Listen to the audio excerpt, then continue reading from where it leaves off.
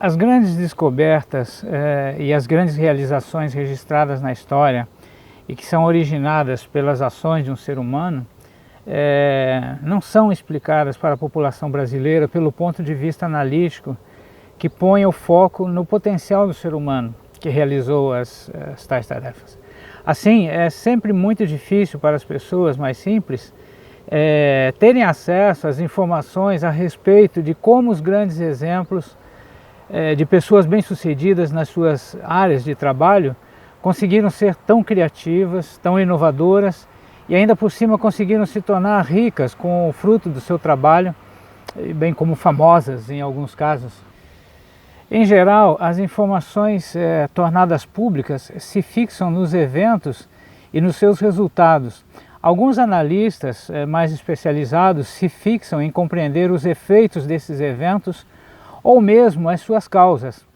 Eu vou colocar o foco na minha análise nos idealizadores desses eventos, porque eu acredito que quando se ensina uma pessoa como se tornar um trabalhador perito, expert, verdadeiramente um mestre no domínio das atividades que compõem a sua profissão, então o sucesso profissional e financeiro resultam apenas da aplicação desses conhecimentos, pouco importando quem o contrata ou para quem ele vende as suas habilidades.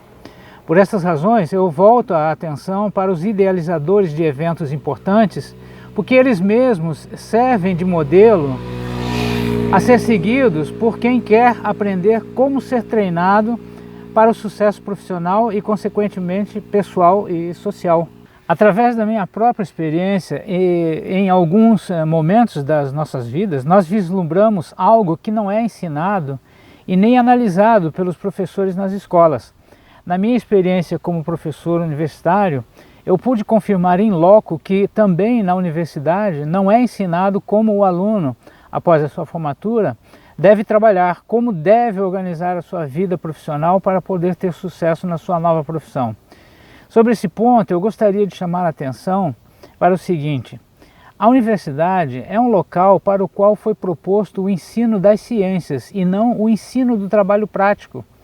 Por mais que alguns cursos ofereçam aulas de prática nos laboratórios ou em campo, isso não é suficiente para treinar de modo permanente os seus estudantes. A experiência e a habilidade pessoal de cada aluno vai ser desenvolvida posteriormente no exercício da sua profissão, já diretamente no seio da sociedade. Lá é onde vai haver a conjugação da teoria com a praxis, o que o levará à maestria. É possível afirmar que o conhecimento do trabalho está com quem trabalha e é produtivo. Ao estudarmos a biografia dos idealizadores de importantes eventos e se associarmos a isso a leitura profunda do que eles escrevem e falam, para depois fazermos ainda uma outra leitura mais profunda do que foi dito pelos comentaristas a respeito das causas dos eventos e seus resultados, aí sim nós teremos material suficiente para obtermos conclusões muito verossímeis a respeito da persona e da singularidade desses idealizadores. Esse tipo de investigação também vai nos permitir conhecer mais ou menos ao nos iniciarmos no conhecimento das técnicas e posturas que essas pessoas utilizaram para poder produzir o que produziram. Assim, poderemos nos beneficiar desses conhecimentos aplicando aquilo que couber nas nossas próprias atividades profissionais, com o objetivo de termos igualmente o sucesso que eles obtiveram, ou algo parecido. Note que isso é a configuração de uma técnica que permite a aproximação do conhecimento, da personalidade e do trabalho de uma pessoa. Não se trata de se obter uma verdade 100% exata, mas é uma boa forma de conhecer algo, ainda que haja uma distância entre nós e o objeto de estudo, no caso, a vida de uma pessoa importante, sob o aspecto do seu trabalho e da sua atuação no mundo social. Quando colocamos o foco dos nossos estudos na persona e na singularidade do nosso pesquisado, acabamos por descobrir por evidências, qual é o maior potencial humano dele ou dela. Com a pesquisa, é colocar em evidência os poderes pessoais da sua personalidade e já com os dados da persona dele, estes vão nos apontar as inteligências dele. Os poderes pessoais são aqueles que caracterizam o maior emprego de quantidade de utilização, de energia empregada e dedicação de tempo e recursos, que podem ser colocados em evidência pela pesquisa e que demonstram que foram eles os causadores da realização das tarefas e do consequente sucesso na atividade. Após eu ter colhido aquelas informações na minha pesquisa, o que eu faço com esses dados? Eu os coloco em confronto e faço um cálculo aritmético simples, somando o que for positivo e subtraindo o que é negativo. Com isso, eu vou obter como resultado uma forma aproximada do caráter dessa pessoa e, para além disso, ainda posso retirar lições para mim mesmo, a partir das considerações daquilo que classifiquei como negativo na personalidade e que eu posso aprender com os erros dele para não repeti-los na minha prática e aproveitar aquilo que realizou como avanços, como sendo um modelo a ser seguido. Ou na singularidade do meu pesquisado, que apresenta as mais importantes informações a se conhecer, em razão de serem únicas, exclusivas e, portanto, modelares. O resultado dessa investigação vai permitir o conhecimento das potencialidades e das inteligências daquela pessoa. Você pode me perguntar, mas Saulo, como você sabe que isso funciona assim? Eu respondo que quem me ensinou estas coisas foram as ciências humanas que eu estudei na Faculdade de Direito e nas aulas de pós-graduações que eu fiz e que eu tenho aplicado esses conhecimentos com os meus clientes de advocacia e com os meus alunos da universidade e do ensino médio. E tenho entendido que funcionam exatamente dessa maneira. Muitas pessoas que seguem os meus vídeos na internet, nas mídias sociais, me perguntam a respeito e me pedem para falar sobre o que significa potência e o que significa inteligência, comparados os dois como duas possibilidades intelectuais de uma pessoa que podem ser utilizados na sua carreira profissional e que vai garantir o sucesso dessa pessoa ao utilizar essas potencialidades, mas que primeiro ele precisa ter o conhecimento da existência delas. Então é sobre isso que eu vou tentar colocar da maneira mais simples possível a compreensão do que é potência e do que é inteligência.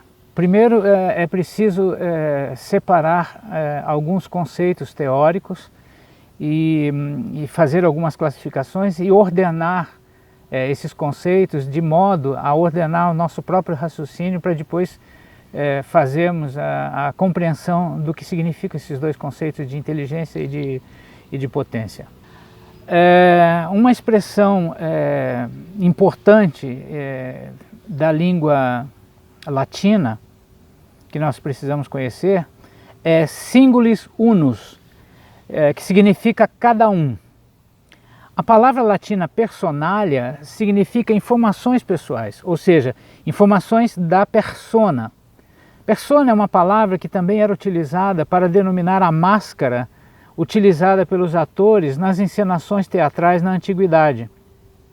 Agora vamos organizar esses dados, para em seguida podermos inserir os conceitos de potência e de inteligência no local adequado, ou seja, na singularidade ou na personalidade.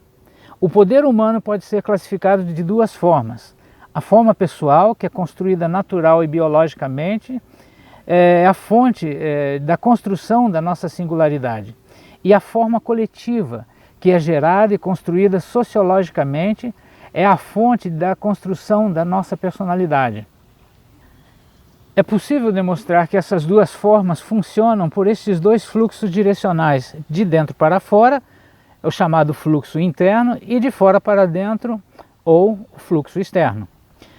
O fluxo interno, que põe reações para fora do nosso corpo, pode ser entendido a partir de uma certa lógica nos comportamentos humanos que é básica, fundamental e é inegável, que são explicáveis pela teoria da tábula rasa, que eu já comentei em algum vídeo anterior meu. Se você procurar no YouTube ou no Facebook, você vai encontrar. Podemos entender o fluxo de dados externos que são assimilados pelos seres humanos e se processam internamente ao corpo deles, como um todo, assimilar dentro o que vem de fora.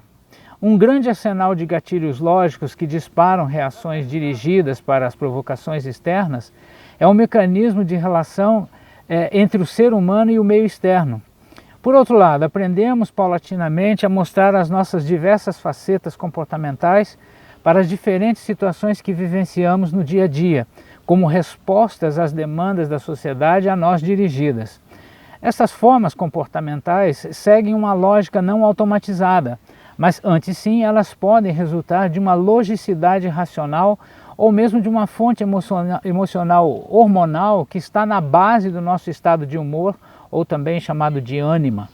O fluxo externo tem duas causas de eclosão do potencial humano dependentes de tensão externa, que é empurrar para dentro, ou de pulsão interna, que significa empurrar para fora.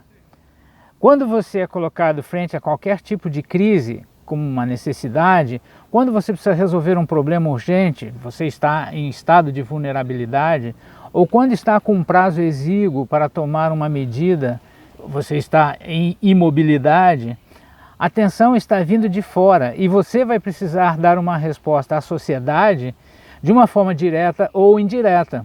Você deverá apresentar algo ou vai precisar representar uma atitude, seja de reprovação ou de conformação social.